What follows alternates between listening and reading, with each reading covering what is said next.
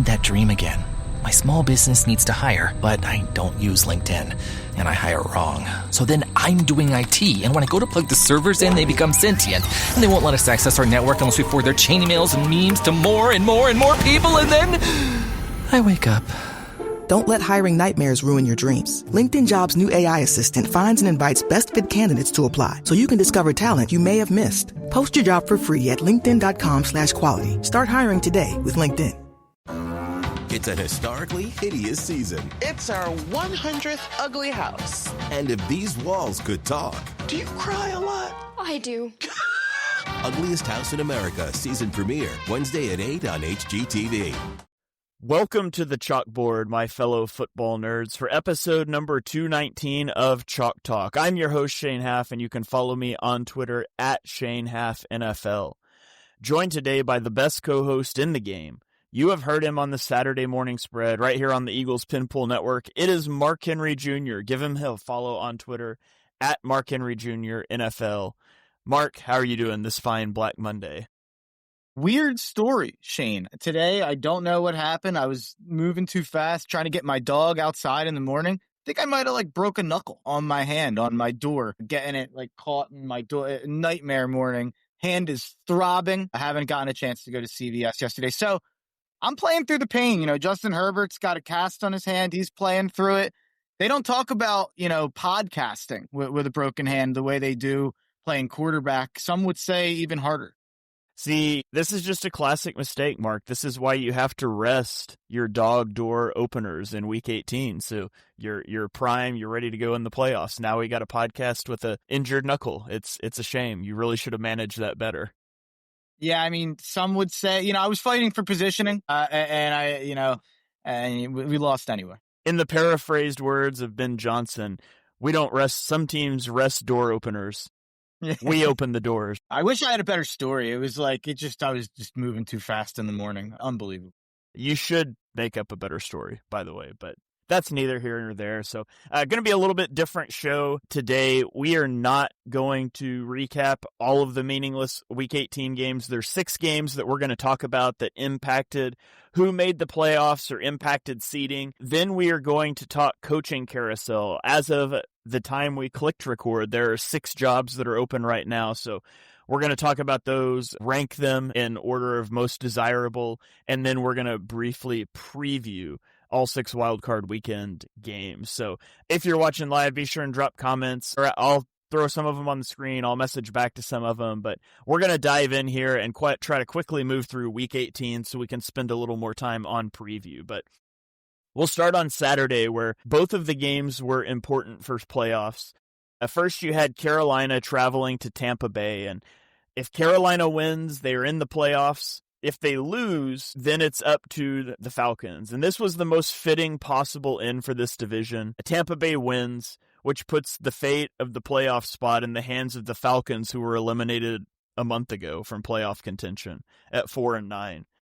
Then the Falcons won, which means the Panthers get into the playoffs by losing a game and ending the year with a losing record, a 3-way 8-9 tie in the NFC South. I would like to propose a rule change that abolishes the NFC South and just makes it the foundation of NFL Europe, because none of these teams for 5 years straight have deserved a playoff spot. But Tampa wins the game 16-14, and it was just too little too late for Tampa. Their defense showed up and played well. They held the Panthers to 19 rushing yards on 14 attempts. They were too conservative offensively. They ran the ball 42 times at 3.3 yards per carry, but I thought Baker played well, minus 1 bad interception. He had a couple of just quintessential Baker Mayfield plays that kept drives alive, but it was too little too late for a team that just totally collapsed down the stretch. And on the Panthers side, I think nothing more perfectly encapsulates the Panthers than being at the Tampa 20-yard line in the rain and calling a flea flicker, handing the ball to a running back that had slipped and fallen multiple times already in the game. When, what is the upshot? You're on the 20-yard line. On a flea flicker, you're trying to get the defense to bite so you can take a shot downfield. You're in the red zone. Why are you calling that play there in the rain? Of course, he slips. It turns into a fumble, and it ends up costing Carolina the game, which doesn't matter. But I think it's worth pointing out just how colossally stupid that was. Tampa wins. Carolina gets into the playoffs anyways. Mark, any key takeaways from this one? It's a shame that the two best teams in the NFC South, the Saints and the Falcons, had to play to decide which of the two worst teams in the NFC South was going to go to the playoffs, because that's what happened. Down the stretch, the Saints and the Falcons are very clearly the two best teams in this division. But because of how they started the year, because of games that the Falcons blew throughout the year, mainly with Penix at quarterback, you now have a situation where Carolina was able to lose this game in Week 18 and make the playoffs. Dave Canales called David Tepper and said, hello, is this the owner of the NFC South champions? And David Tepper's like, I don't know. Did I watch? I might not have watched the Saints Falcons game. I don't know. Like, he didn't say that, but it is just very, very funny. I can't ever remember a time in NFL history where a game between two teams that had no chance to make the playoffs was as consequential to a playoff race as that one. We've had times where, it matters for the number one pick, or it matters for the same reason. It matters because to avoid three-way ties. But the fact that we had the game on Saturday and then that game kind of stood alone as like an NFC South championship was pretty incredible. Like, I can't remember anything like that. So that was at least a fun wrinkle to this, to the Week 18 kind of slate here. Yeah. All right. Well, let's go to the other Saturday game. It was Seattle at San Francisco for the 1 seed in the NFC. Seattle wins the game 13-3, and the 49ers entered the game having scored an average of 36 points per game over their last 6 games, and they were eaten alive by the Seahawks defense. They only had 10 running back carries for 3.2 yards per carry. They held the 49ers without a touchdown. San Francisco was driving down 13-3.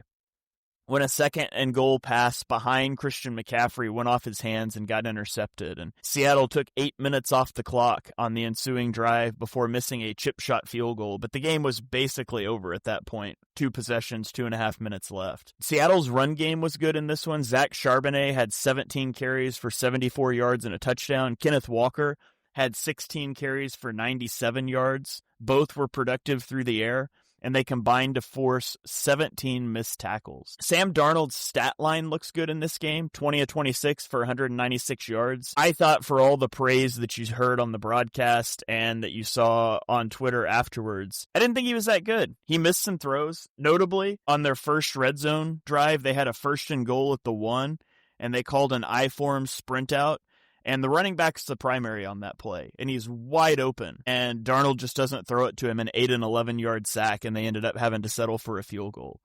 And so I still have questions about Darnold. He didn't implode. He managed the game, but I thought he left some meat on the bone still despite that. And he did make some good plays later in the game. So we'll see, we'll wait 2 weeks and see who they draw and see how Darnold shows up in the playoffs. But regardless of what you think of Darnold, he did become the second quarterback in NFL history to win at least 14 games in consecutive seasons. Tom Brady did that in 2003 and 2004. So, Tom Brady, Sam Darnold, just buddies there on a great trivia question one day.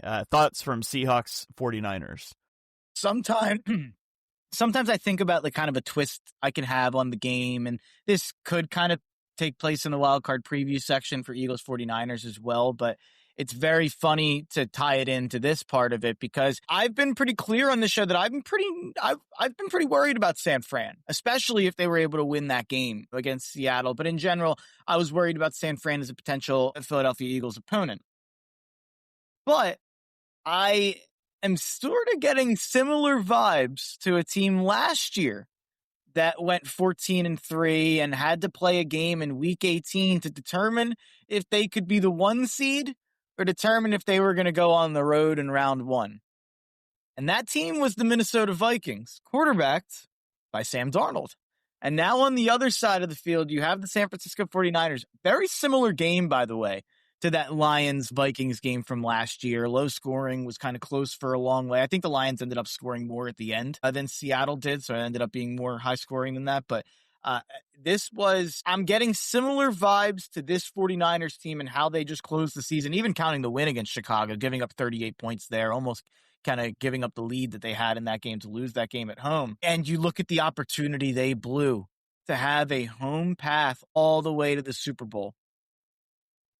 I get similar vibes to the way that the Vikings flamed out in the playoffs last year.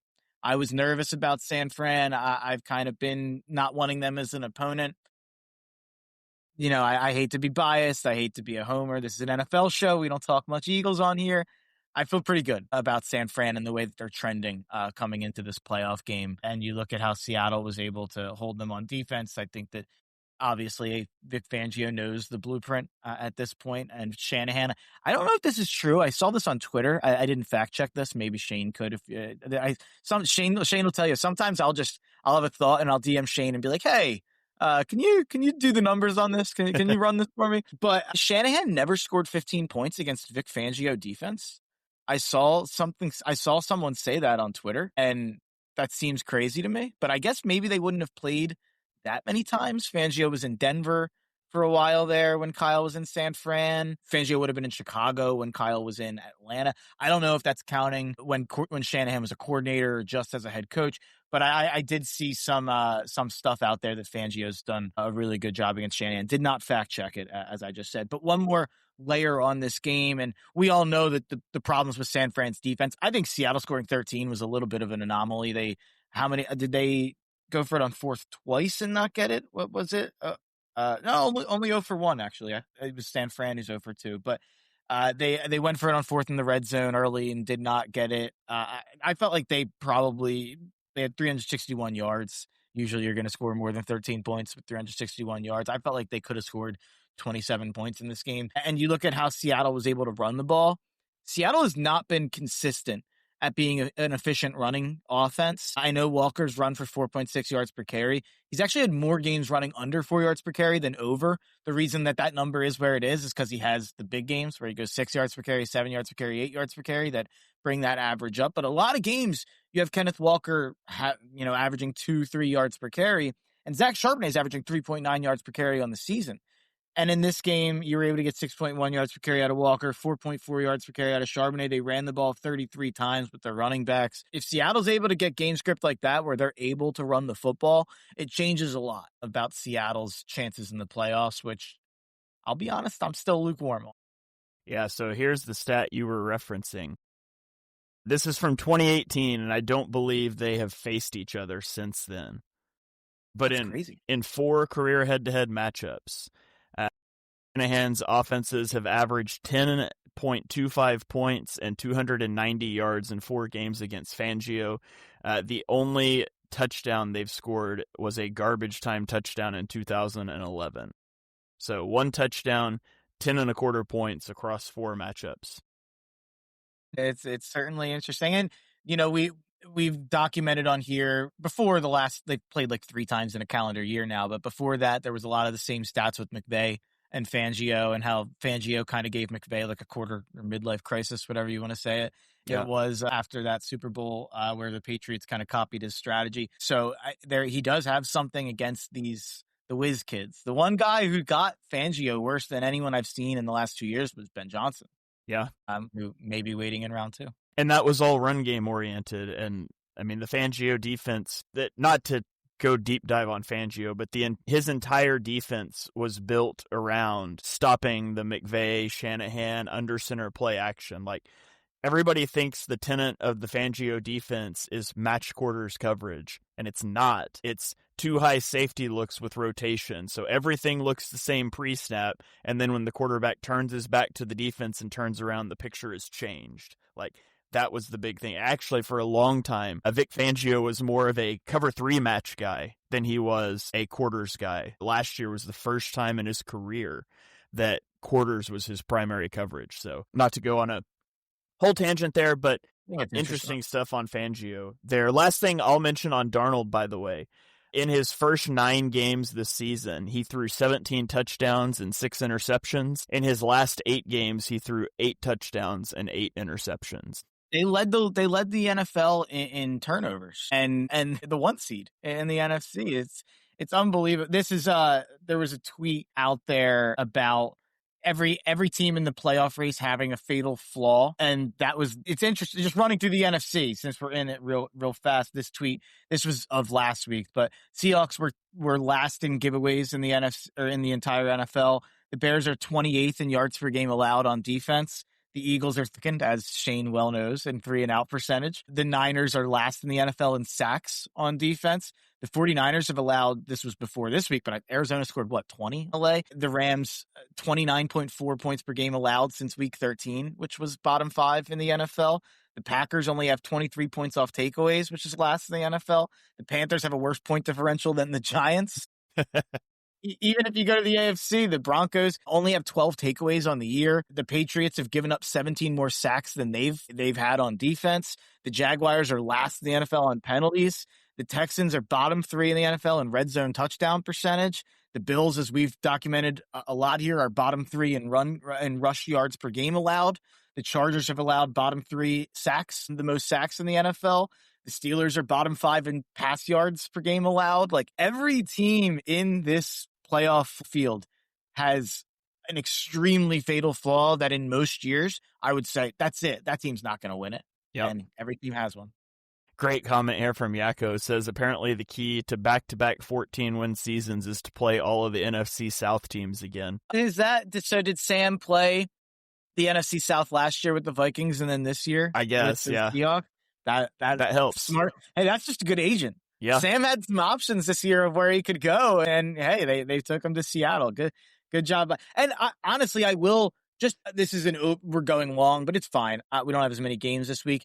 Seattle, I don't know if you were as critical as I was, but I was pretty critical that I thought this was an elite defense, and they had JSN, and they had the 2 running backs, and I have always been a little higher on that O-line than because I like Cross and I like Lucas, and the interior is struggling, but I've always been a little higher on the roster in general in Seattle. Coming into this year, I still had them to win 10 games, even though I missed the playoffs. The reason I couldn't get there all the way on Seattle was because I thought that swapping out Geno for Darnold was a massive mistake. Maybe my worst take of the preseason.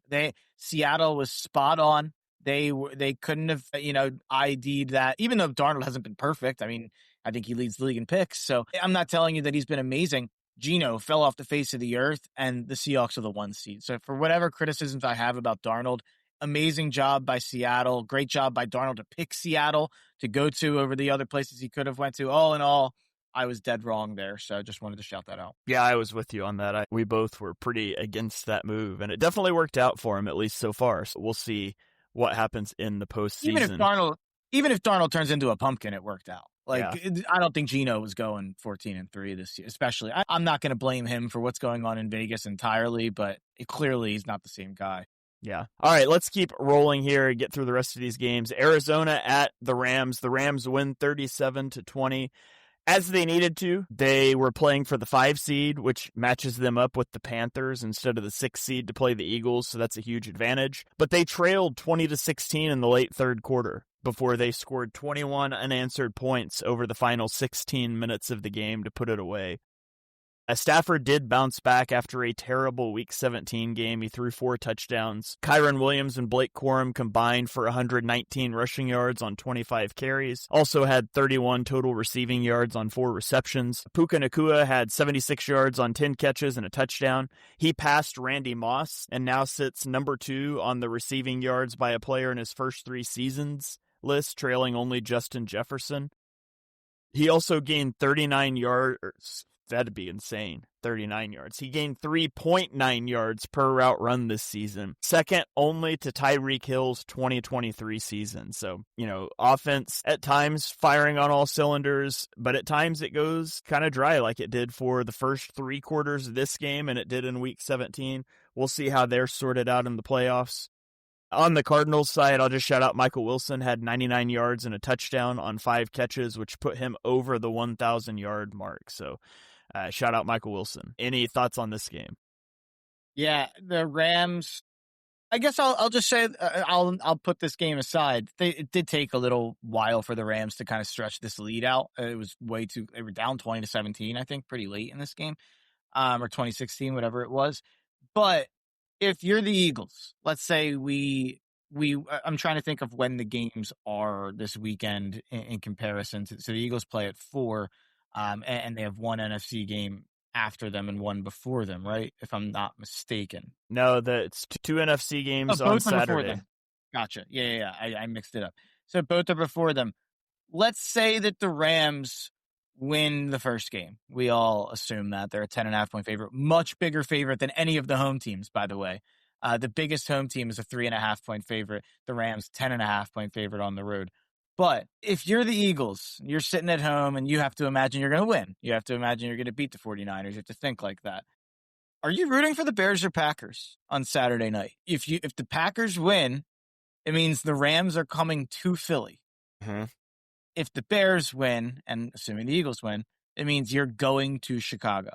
Would you rather go to Chicago or host the Rams in Philly? I think it's a really interesting hypothetical. Yeah, it's a toss-up because I think being at home is huge in the playoffs, but I think I'd much rather face the Bears than face the Rams. Yeah, I mean, Vegas agrees with you. The Rams are like a darn near the favorite right behind Seattle to win the conference. And Chicago is 10-1, plus 1,000 as the 2 seed. I don't know if I've ever seen that. Like with the Titans, with Vrabel and Derrick Henry and Tannehill, like even they got more respect back in the day as a 1 seed. The Bears being that big and barely favored against Green Bay this week, -1.5. So yeah, we'll talk a little bit more about that in the preview. Yeah.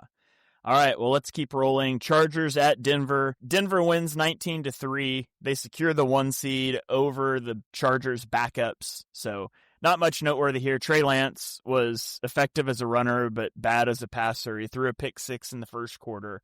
But you guys don't need to hear me talk about Trey Lance. The thing I'll mention from this game is the Denver offense never found the end zone in this one. They kicked 4 field goals and the defense scored a touchdown. Bo Nix had more rushing yards than passing yards in the first half, 43-38. And Denver had 7 drives with 1 or fewer first downs. Bo Nix averaged 1.2 air yards per attempt against the Chargers, which was the second lowest of any quarterback in any qualifying game this season.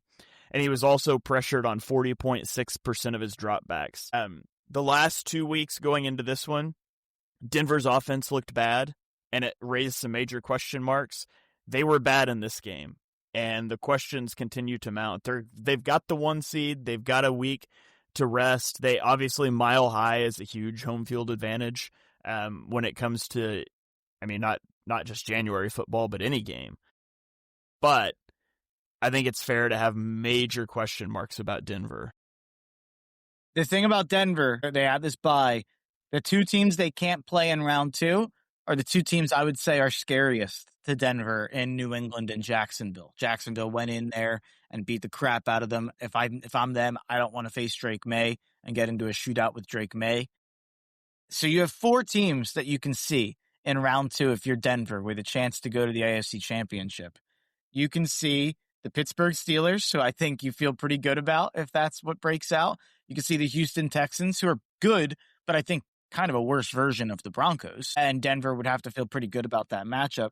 You could see the LA Chargers, and if you're Denver, you feel pretty good about that O-line going against them with that D-line. Or you could see the one team that I think Denver doesn't want to see, and that's Buffalo. If you're Denver, I don't think you want to get into a shootout with Josh Allen. You don't even have a great run game to really take advantage of Buffalo's fatal flaw there and exploit Buffalo's rush defense. What are you going to give RJ Harvey 25 carries a game? He's like a gadget player. I don't. No, he's Alvin Kamara. Yeah. But if you're Denver, you have 75% chance. I mean, not exactly. I don't know the exact math on it, but 3 of the 4 teams you can face in round 2, you feel really good about beating and getting to the AFC Championship. But if you face Buffalo the way that when I picked it, it panned out that Denver faced Buffalo in round 2, that's really scary and that's really dangerous. So that's pretty much my Denver analysis. If they can avoid Buffalo to the AFC Championship, they'll be there. If they play them round 2, I think Buffalo's going to get them. Yeah.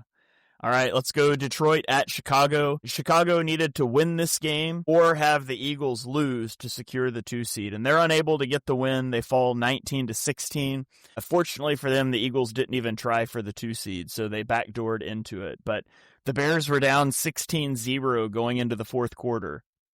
And then they scored back-to-back touchdowns with 2-point conversions to tie the game. Then the Lions drove to the 25-yard line before Goff threw a pick. but the Bears go 3 and out, and the Lions hit a field goal as time expired to win. It doesn't end up costing the Bears the 2 seed, but it does allow the Lions to avoid a losing season going 9-8. Chicago only got 4 first downs in the first half of this game. They were outgained 237 yards to 69 yards. They did hold the Lions to back-to-back red zone field goals early, or this game could have been out of hand in the first half. So questions about Chicago's offense going into the playoffs, perhaps. This was a big game for Colston Loveland. He had 91 yards and a touchdown on 10 receptions. Caleb Williams became the single-season passing leader for the Bears. He ended up with 3,942 yards, and so he missed the 4K mark by 58 yards, but he is the Bears' single-season passing leader now, and the Bears end up with the 2 seed. Takeaways for this one, Mark? I'm not going to take away too much from this one. Chicago, I think everyone's out on the Bears right now because you close the year losing your last 2, and I'm just not going to, we'll get to it more in the preview. I'm not high on the Bears in terms of as a true contender, but I think people are being a little insane about picking Green Bay over them, and Green Bay's really become kind of the sexy pick in that one. So I'm not going to, you look at what the offense was able to do when they were down 16-0, going and getting a touchdown, 2-point conversion, then another touchdown and 2-point conversion. That was really impressive. I know that they then went 3 and out with a chance to go win the game, but I'm not going to take too much away. All right, and then on to last night's win and end game between the Ravens and the Steelers. Man, the fourth quarter in this game was chaos. The Ravens and the Steelers traded touchdowns and the lead on 4 consecutive possessions. But with the Steelers' touchdown with less than a minute left, Chris Boswell missed the extra point, meaning the Steelers only had a 2-point lead. The Ravens returned the ensuing kickoff to the 47-yard line, and then they get to a 4th and 7, and Lamar Jackson connects with Isaiah Likely on a 26-yard completion that put them at the 24-yard line. So they called a timeout with 21 seconds left. They still had a timeout. And then in a move that will be widely criticized, they knelt the ball with 14 seconds left, called a timeout, and set up a 44-yard field goal attempt for the rookie kicker, and he promptly missed it. And now there's reason to expect him to make it. It was his first miss inside of 50 yards on the season, but I think it's really poor decision making with that timeout not to at least hand the ball to Derrick Henry one more time, who rushed for 126 yards on the game. But we probably don't criticize that if he hits the kick. So Lamar throws for 238 yards and 3 touchdowns in this one. Derrick Henry rushed for 126 yards, but it just wasn't enough. And the Steelers are going to the playoffs. The Ravens are going home. Aaron Rodgers went 31 of 47 in this game for 294 yards and a touchdown. And Kenny Gainwell was his leading receiver, 8 catches, 4 yards. Mark, takeaways from this one. I'm washed. I fell asleep when the Ravens were up 17-13. I caught up this morning. Unbelievable that how many fourth quarters have I stayed up for on Sunday and Monday Night Football that have turned out to be duds. And then this one turns out to be one of the best of the year, of course. That's just how it goes. I wish Baltimore would have won. I think Baltimore-Houston's a much more interesting game than Houston-Pittsburgh. Lamar looked like he was in third gear the entire game. It did look like he played a lot better towards the end of the game, and really they just opened it up for him a bit more at the end of the game. It seems like they just wanted to run the ball for most of the time, but it's unbelievable that Pittsburgh went 10-7. It's unbelievable that that Harbaugh doesn't find a way to win this game. I think Harbaugh should be fired. Doesn't appear that he will be. I mean, what is this, like his 94th fourth quarter lead that has been blown in the last 2 seasons or something like that? Point. Yeah. So, all right, that is the relevant Week 18 games. Now we're going to talk briefly about the coach openings, and then we'll get into some preview stuff. So, as of right now, there are 6 jobs open. Of course, we came in with the Tennessee job and the Giants job being opened. But this morning, Pete Carroll has been fired from Las Vegas. Jonathan Gannon fired by the Cardinals. Kevin Stefanski fired by Cleveland. Raheem Morris fired by Atlanta. Mark, let's start with this. Carroll, Gannon, Stefanski, Morris. Do you agree with all of those firings? Is there any of those you disagree with? Carroll, obviously. The only reason he was brought in was to make them competent, and he did not. Raheem Morris, absolutely. That was the right firing. Had to be done. Had to clean the entire house. Gannon, that was the right call. Had to be done. Had to clean the entire house. By the way, would argue all three of those were clearly awful hires at the time they were hired. I agree. On all three counts there. Pete, I was a little more. I thought that they did need to just become competent, and I thought maybe he could do that. He did not. That was an awful hire. I defended it a little bit at the time. But Cleveland Stefanski should not have been fired. Everybody's going to say that. And, I do understand sometimes it's time to move on. But I don't think that was necessarily the time in Cleveland for that. It's only been 6 years. And it seems like he's going to be hired by the Giants pretty quickly. It seems like that's going to happen, or at least he's going to be a candidate for all the jobs. But it seems like he prefers the Giants and the Giants prefer him. So I would guess that that's the direction that they go. Man, I'm over here just really hoping that ridiculous report from a month ago about Kevin Patullo being a candidate for the Giants job becomes real, because I need him not only off my football team, but I would love for him to go be the head coach for a division rival so they can just continue to be inept. But okay, so I'm with you. I agree with the three you agree with. I think Stefanski's kind of scapegoated. I've said all along my biggest fault with Stefanski is not making it work with Baker Mayfield. And that was so long ago at this point that, I don't know that you fault him for what's happened since with the guys that have been brought in. So let's rank these jobs from least desirable to most desirable, or vice versa, however you want to do that, and just kind of talk about the situations there. So do you want to go least desirable or most desirable first? Let's start with most desirable, because I think it's a bucket of the first two jobs for me. Okay. Because I think there's a clear top two. Agreed. To me, I'm going New York and Vegas Agreed. as the top two. New York, you have Dart. I don't know if I'm that big of a believer in Dart. At least there's something to work with there. And you have the high pick this year. And, I do think that there is some young pieces to be excited about. Abdul Carter, Ken Scadby is a running back who might not have a long track record, but he's there.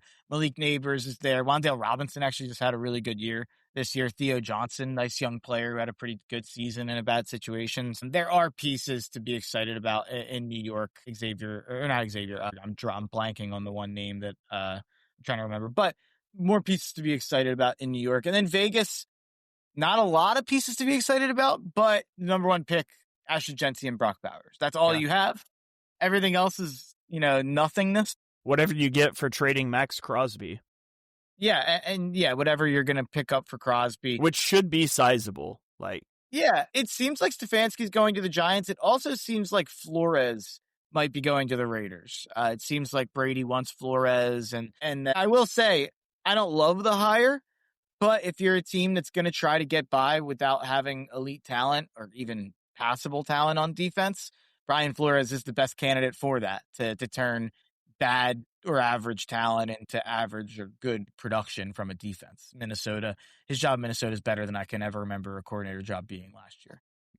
Yeah, I've got Giants number one. They're the most desirable job, in my opinion. Joe Shane still being there is a negative because I think he's bad. But you have Dart, who I don't believe in. I do not believe Dart will get a second contract in the NFL. His play style is self-destructive and he doesn't care, and I just don't think he's long for the league. But he is exciting, and he's going to make you competitive right away. And so that's job security, right?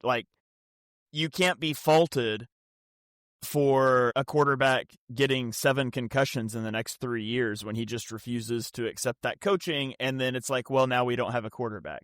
That's not really on you. So he's going to make you competitive in the short term, which is job security. I don't think he's long-term going to be there, but it buys you time. They have Malik Neighbors. They have a talented front seven. They get the 5th overall pick in the draft, which hypothetically you could trade down with, although in reality, that's not ever guaranteed. That's going to be harder to do because Tennessee is sitting ahead of you with the number 4 pick, and they're not going to take a quarterback. So the draft haul would go to 4, not 5, more than likely. But I think this team could be competitive quickly. And so they're number 1 for me. The Raiders are number 2 for what you mentioned. The number 1 pick, you can go get a quarterback. If you don't like one, you can do what the Bears did and trade back and get a ton of picks for a future draft. You still have Genty and Bowers. You could make the free agent play. So those are my top 2. Number 3 team for me is Tennessee. And a lot of this depends on how you feel about Cam Ward, and I am not necessarily on board with Cam Ward. I wasn't super high on him, but if you're a coaching candidate who believes in Cam Ward, everything is going to be about building around him and developing him. But the upshot is that you have the number 4 pick in the draft that you are not going to spend on a quarterback. And so you do have the ability to trade back and amass a bunch of capital and really kind of overhaul this roster quickly. So that's where the Tennessee Titans are probably number 3 on my list. I think you can make an argument for Arizona in that they have the number 3 pick, but I think Kyler is gone. I don't think they have solutions at quarterback, and so that's more of an overhaul there. But Tennessee and Arizona are 3 and 4 for me. What about you? I went Cleveland at number 3. Cleveland's actually pretty clearly number 3 for me above the next 3, just because you have the extra pick from Jacksonville, so you have 2 first-round picks. You have a high pick yourself. You can talk yourself into a year of cheap Shador and tanking again a little bit. You can still be bad that first year as a head coach, and then next year is when you maybe you trade one of those picks in this year's draft for capital next year. And next year is when you're going after a quarterback and you're able to bring in your guy, which is what I think they'll be able to do. And they did pick up a nice couple of building blocks this year in the draft. This goes for all of them. I'm kind of ignoring organization and front office for all of these because I think they all have tremendous problems in terms of organization and front office. New York, you have, Joe Shane, who's been a disaster. You have Vegas, Tom Brady's running the team via Zoom. You have Cleveland, who has Andrew Berry at GM, who's a disaster. You have Arizona, Monty Ossenfort's one of the worst GMs in the sport. You have Tennessee, who just went through their 3rd front office restructure in 4 years. And then you have Atlanta, who is, probably the least problematic organization. But also maybe the worst situation from a football standpoint. So I'm kind of just ranking it from a football standpoint. I went Cleveland 3, and then I went Arizona 4 because Arizona is just a blank slate, and you're going to get 3 years there no matter what because Gannon just did, and he almost got a 4. Yeah. I have the Browns at 5, and it's nice that they have pick 6 and 28 in the draft. I don't think they have a quarterback. Now, you could argue they could make a power play for one with those picks if they wanted to, but it's just been the complete dysfunction of the organization, which is what really has me lower on them. But I think it's an okay job because of the draft capital that they have. And then at last, we both have Atlanta. The pros for Atlanta, they're in a bad division, so the playoffs are easier to attain. They did cut bait with their GM, so you get a fresh slate. You're going to come in at the same time as a GM, which makes it where, whoever the Giants hire is, clearly going to be below Joe Shane in the pecking order, despite the fact everybody except the Giants owners know Joe Shane stinks. And you don't have that with Atlanta. You're going to come in with somebody new, and so you're on the same timeline, same vision. Hopefully. So that's a plus, but QB is probably an issue. Michael Penix Jr. didn't look great this year. He's going to be coming off of a knee injury. They're tight against the cap. They do have some talent, but they're going to lose some guys because of that cap. And then the real thing is they have no first-round pick because of the asinine trade that they made last year to move up and take James Pierce. So Atlanta is the bottom of the list for me. Yeah, I agree. The lack of a quarterback and the lack of a first-round pick makes that easily the worst job on the board. But a quick transition, because I already talked about, I think Stefanski to New York, Flores to Vegas, and Nagy to Tennessee look pretty likely. All the rumors out there that Tennessee wants Nagy because Bergonzi comes from Kansas City and they're close, all that stuff. And yeah, because we haven't seen Nagy as a head coach before. He's going to be a CEO coach, apparently, too. He wants to bring in an OC to play call for him. Why are we still hiring CEO coaches in 2025? 2026. It's 2026. That's my first year mistake of the year. Why are we still hiring CEO coaches in 2026? It only makes sense for Vrabel or Jim Harbaugh, guys who have proven long records of success in the NFL. But so that means that there's 3 available jobs really to replace the next 3 guys with. And my 3 names that I would go with if I was hiring in those positions, Clint Kubiak is easily my number 1 guy. And I think all of Cleveland, Arizona, and Atlanta should be falling over themselves. If I was Kubiak, I rarely say this, maybe he should wait another year and wait it out. I think Jeff Hafley, the defensive coordinator from Green Bay, is a good candidate. Head coaching experience from Boston College and college, and now he's done a pretty good job in Green Bay. It's fallen off since Parsons has gotten hurt, but he did a great job when they were healthy. And then my wild card guy who might get fired from his OC job, I'm never going to give up on Joe Brady. I'll throw him in there still. I know that he's not going to get a job this cycle, but I still think Joe Brady should. And then I have just a group of names that it's probably too early. I don't think any of these guys will get jobs. Most of them probably won't even get interviews. On, random thought. Cleveland can't hire Hafley because they already have Jim Schwartz as their DC. So Hafley could only go to Arizona or Atlanta, right? You're not going to hire a defensive head coach when you've got one of the better defensive coordinators in the league, would you? If he stays around, and who knows if he's sticking around. Yeah. You can't move on from Jim Schwartz after what Cleveland's defense has done year in and year out. Yeah, I agree. I think that they should try to keep him. I feel like guys want to bring in their own guy, though. Yeah. These four names I'll throw out there, they're all really young. Both of these guys, Declan Doyle, the offensive coordinator for the Chicago Bears. He's not a play caller, but he did come from the Sean Payton scheme. He was in New Orleans with Sean Payton as an assistant, in Denver with him as a tight ends coach. And then he's the coordinator with Chicago this year. He's been a part, obviously, of the Caleb turnaround. Grant Udinsky, who's the offensive coordinator for Jacksonville. I think he's actually getting interviews. I forget which job it was, but one of them, I think, is interviewing him. He comes from KOC over the last couple of years, and now he's obviously with Liam Cohen as the OC there, actually from Doylestown, PA, nearby from where I am. 29 years old. I think he's someone to keep an eye out for. Mike LaFleur, Matt's brother, Rams offensive coordinator, not a play caller, but has been with a couple he's been with Shanahan, he's been with McVay, has been under a couple interesting situations. And then Packers offensive coordinator Adam Stenovich. He's not a play caller, but he's under Matt LaFleur, and he's done a good job when Malik Willis has had to come in the game each of the last 2 years at adjusting on the fly and making that offense something completely different than it is with Jordan Love. So I've been impressed with LaFleur and Stenovich's ability to kind of adjust on the fly when that's happened. Yeah. All right. So there you have it. Some coach talk. Now let's get in. Anything else you want to mention coaching wise before we get into playoff preview stuff? No, let's get to the wild card.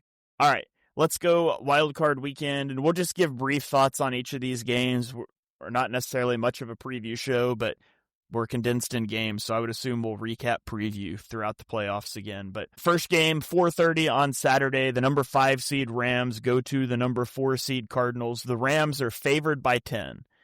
However, the Panthers beat the Rams 31-28 in Week 13. Stafford turned the ball over 3 times in that game.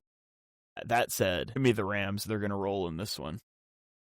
Yeah, 10.5 point favorite. Rams easy. Not much to say on it. It's almost, I'm upset that the Eagles didn't get the 2 seed, but in some ways, if you would have told me all week that the Rams got the 5 and the 49ers got the 6, I'd have been thankful for that because I'm happy that the Rams got the 5 and avoided going on the road to Philly or Chicago. They should be just as happy that they avoided going to Philly or Chicago and get a bye, basically, as the 5 seed. Yeah. Okay, 8 o'clock on Saturday night. This is probably the playoff game I'm looking forward to the most. The 7 seed Packers at the 2 seed Bears. Green Bay is favored by 1.5. Now, they've lost 4 in a row, but really it's 3 because they played backups in Week 18, and really Malik Willis was a starter for a couple of those games too. So we haven't seen Jordan Love play since I think it was Week 16, maybe it was 15. So Jordan Love will be back. The Packers will be rested while the Bears won't be. They split in the regular season. Both teams won their home game by a possession. One of them was in overtime. I'm taking the Bears. I think it's going to be a really good game. I think when it's a coin flip like this, I lean to the home team. I don't think conditions are going to matter because they're both used to playing outdoors in the cold. But at this point, I trust Ben Johnson to do enough, and I still question the Packers offense. We've seen Jordan Love play really well. We've seen Jordan Love play really bad. We've seen this Packers offense just really lack weapons. And so I think that could potentially be a problem, despite the fact the Bears defense hasn't been great this season. I'll take the Bears in this one, but I think it's going to be a really good game. My best bet of the weekend, I'm on Chicago. I understand the point differential stuff. I understand they're 16th in DVOA. I understand all this stuff. Green Bay's a dead team walking. I don't care what anybody tells me. And Jordan Love's coming back off injury. They are missing so many guys on both offense and defense. So many of the core guys they were coming into the year feeling good about as contending with. I understand the Bears have lost the last 2 games. I almost looked at that 49ers game and this Lions game as a bit of a positive. They fought back in both of those games, almost won them at the end. This is still the same team that beat the Eagles on Black Friday more handily than any team I can remember in the last 2 years. This is still the same team that went and beat the Packers in overtime in that game in Chicago. I still think Chicago should be favored by 4 or 5 here against Green Bay. So I like Green Bay, or I like Chicago to get it done and host the Eagles next week. All right, on to the Sunday slate, the 1 o'clock game, the 6-seed Bills at the 3-seed Jaguars. Bills are favored by 1.5. Josh Allen has 7 playoff wins in his career, which is the most without a Super Bowl appearance in NFL history. And this year is his chance. The playoffs don't feature Patrick Mahomes. They don't feature Joe Burrow, and those 2 guys have combined to eliminate Josh Allen in his last 5 playoff appearances. Josh Allen has never won a road playoff game. He's 0-4 in his career on the road. He's going on the road to Jacksonville, who are one of the hottest teams in the NFL. They finished the year on an 8-game win streak with an average point differential of 19 points. Trevor Lawrence has 19 touchdowns and 1 turnover in his last 6 games. He has been on a heater as well. Give me the Jags. I think I like the Jags in this game at home. They've been hot, and we've seen Buffalo kind of falter. And Buffalo will go as far as Josh Allen and James Cook take them. There's not a lot in the running or in the receiving game. There's not much of a defense there. At least a run defense is a fatal flaw for Buffalo. Their pass defense has been pretty good. But this is the 2 questions in this game is, will Josh Allen go nuclear, and will Trevor Lawrence be a bonehead? And those are kind of the 2 things that can swing the game. So I'll take the Jags. Where are you at on this one? This is the game that I am least confident in by far. This is the game I'm most excited about over the weekend. I think this is the best game, and I'm going with the Bills. And this is just a Josh Allen, James Cook pick for them to get it done. I certainly wouldn't bet it. And I think if you're Denver, you're rooting for Jacksonville to win this game so you don't have to see Buffalo. If you're New England, you're rooting for Buffalo to win this game so you don't have to see Jacksonville. I think it's that simple. And I think if you don't want to see the winner of this game in round 2 is what I'm saying, because I think both teams are probably in the top 4 in teams in the AFC. All right, 4:30 on Sunday. The 6-seed Niners travel to Lincoln Financial Field to take on the 3-seed Eagles. Eagles favored by 3.5. This is the first playoff matchup between these 2 teams since the infamous 2022 NFC Championship game where Brock Purdy went down with an injury early in that game. Christian McCaffrey and Saquon Barkley are the last 2 NFL Offensive Player of the Year winners, and you could argue a lot of it will come down to how effective they are. But I think the big difference in this game could be the pass rushes. The 49ers pass rush is bad. You talked about it earlier, but they rank last in the NFL in sacks, only 20 sacks on the season, and they rank 30th in pressure rate at 30.6%. I think much of this game will go down to if the Eagles offense is able to put up points against a bad defense. And that's going to decide this game because I think the Eagles defense will be rested. I think they will play well. You mentioned the Fangio, Kyle Shanahan stat earlier, but I still think you're going to have to put up 21, 24 points to win this game if you're the Eagles offense. And that's something that has seemed almost unreachable over the last month and a half of the season. So I will take the Eagles in this one, but I don't have tons of confidence when I say that, just based on how bad the offense has been. I feel good, and I'm happy that the line keeps soaring. Line's up to 4.5, 5 now, depending where you're looking from 3. So the Eagles are getting hammered here in the public market, and also by the sharps. It looks like the public and the sharp money's on Philadelphia so far, and some of that could just be overreacting to what we saw from San Fran. But maybe I'm overreacting too because I think San Fran's dead. I think San Fran had a game on Saturday to decide whether or not they were either going to go to the Super Bowl or lose in the first round. Because I do think if San Fran had a bye this week to get healthy and then 3 straight potential home games, that's a pretty incredible path. But now you have to go to Philly, and then if you win that, you go to Chicago or Seattle. It's a pretty nightmare situation for San Fran, and I think they'll feel it. And I think it's similar to what Minnesota felt last year after you lose a playoff game in Week 18. I think it's hard to get it back up to go out and play another playoff game. Yeah. All right. Then let's go to Sunday night, 8 o'clock, the Chargers at the Patriots. Patriots favored by 3.5. They went from 4-13 last season to 14-3 this season, which is the biggest one-year win increase in NFL history. Or it's tied for it at least. Detractors will say they have such an easy strength of schedule, and they're right. They have the easiest strength of schedule since the 1999 Rams. How did that 99 Rams season end up, you ask? Well, they won the Super Bowl. So we'll see how that plays out. The Chargers just have an injury-plagued offensive line. You know Herbert is going to be under fire all game long, and he's done a good job of mitigating a lot of that pressure this year, but in the back of your head, you think, you know what? Justin Herbert's never won a playoff game. Drake May's never won a playoff game. One of these guys is going to get their first playoff win this season. I think it's going to be Drake May. Where are you at on this one? Yeah, I'm on New England. I'm pretty confident in this one. The Chargers just feel like round one fodder, to put it lightly. It just feels like, although I will say for the Chargers, this is the best possible matchup for you in that it's not a dominating front of New England, so Herbert shouldn't be as terrorized as he would be in other matchups, but I'm going with New England here.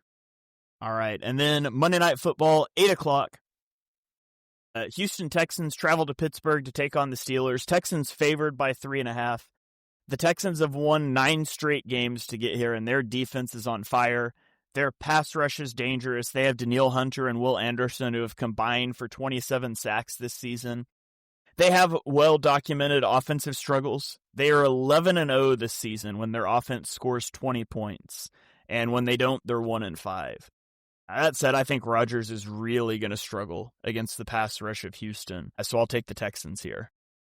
Yeah, I'm on Houston, although, again, I'll say if you're Pittsburgh, this is much better than having to go against Josh Allen or Justin Herbert. You lucked out and having to go against Houston. You're hoping if you're Pittsburgh that you can just play an ugly game and you can figure it out at the end, similar to what we just saw. I don't think so, though. I think Houston's defense will be too good. I think it's going to make Aaron terrified all night long. I think it's going to be a similar type of game to Texans-Chargers that we saw last week. So even if it ends up being a little closer, 20-16, 2017, whatever that was, I still like Houston to get the job done. All right. So there you have it. Were we in agreement on all of those games then? No, you were on Jacksonville. So let's just pick it out real fast. So you would have Denver-Houston in round 2, and you would have New England-Jacksonville in round 2. Who would win those? Denver and New England. And then who goes to the Super Bowl? New England. And then in the NFC, you would have Seattle, LA. And you'd have Chicago, Philly. Then you have I have the exact same as Shane in the NFC there. And then I'm going Philly over LA. Philly back to the Super Bowl somehow. I think I'd take LA. That's fair. Yeah, that's totally fair. Unless I see something massively different from the Eagles. I think I'd take LA there. Another question, would you rather go to Seattle or host LA in an NFC championship? Go to Seattle, and it's not even close. Yeah, I totally agree. I totally agree. Go. My AFC is a little different because of the Jacksonville-Buffalo switch. I actually have Buffalo going and beating Denver in round 2 and New England beating Houston in round 2. Then you get New England-Buffalo in the AFC Championship, part 3, and I'm going New England. So Eagles-Pats 3 in the Super Bowl. All right. Eagles. You have Eagles-Pats. I have Rams-Pats. There we go. Repeat of the most boring Super Bowl that I can remember. Rams-Pats. Eagles-Pats part 2, which was a pretty good one. That was a pretty good one. So let's pull for that one. So, all right. Well, there you have it, folks. Our Week 18 takeaways / Black Friday or Black Monday coaching carousel / wildcard preview. I hope you enjoyed this show. Throughout the rest of the playoffs, we'll be talking recap and preview for the playoffs. I might try to split that into 2 shows depending on length as we get there.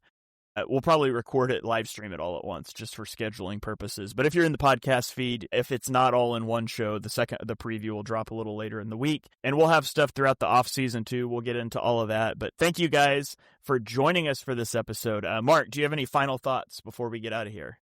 My final thought is from Shil Kapadia. Jonathan Gannon's tenure ends with a 2-0 winning percentage. That ranks 200th of 207 coaches who have coached at least 50 games. Long live Jonathan Gannon. Pew, pew, pew, pew. Explosions. He doesn't belong, pew, pew, you run fast. But he also doesn't belong to a coaching tree that like still exists. It's like he's not going to be our DC with Fangio. I think the other coaches he worked under are retired or fired. So it'll be interesting to see where he goes. Yeah.